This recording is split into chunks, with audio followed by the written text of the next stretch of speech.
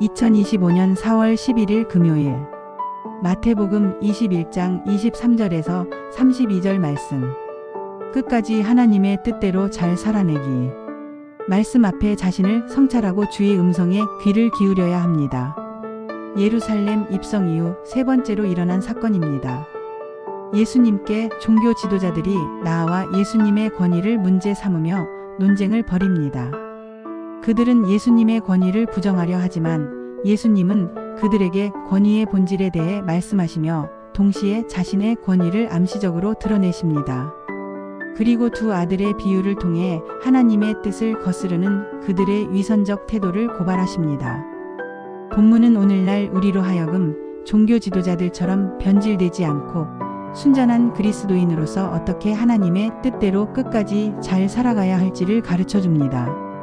하나, 도전. 종교 지도자들은 성전에서 행한 예수님의 행동을 문제 삼고 있습니다. 대제사장들과 장로들은 예수님께서 성전에서 장사꾼들을 내쫓으시고 병자들을 고치시며 사람들을 가르치신 일로 인해 매우 불편한 심기를 드러냅니다. 그들에게 예수님의 이러한 행동은 충격적이며 경악스러운 일이었습니다.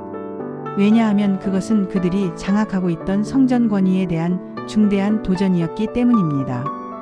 이러한 상황에서 그들은 예수님의 권위에 대해 시비를 걸고 자격을 문제 삼습니다. 유대 사회가 공식적으로 인정한 제사장이나 서기관이 아니었기 때문에 예수님을 무자격자로 몰아 제거하려는 의도였습니다. 둘, 질문.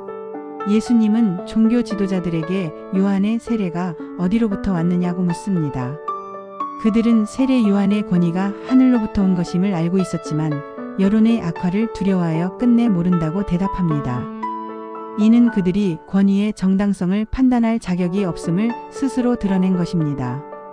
그들이 믿는 것은 진리도 아니고 하늘의 권세도 아니었습니다.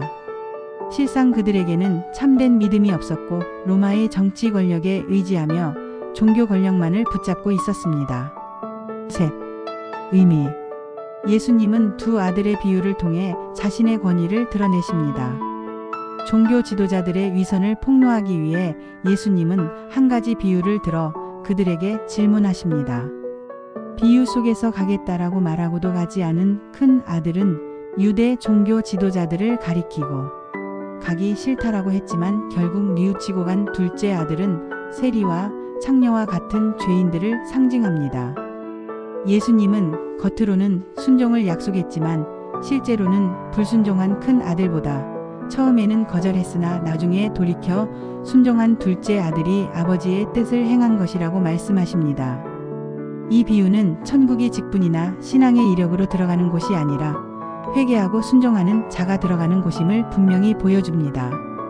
끝까지 말씀 앞에 정직하고 순종의 열매를 맺으며 살아가는 것은 결코 쉬운 일이 아닙니다.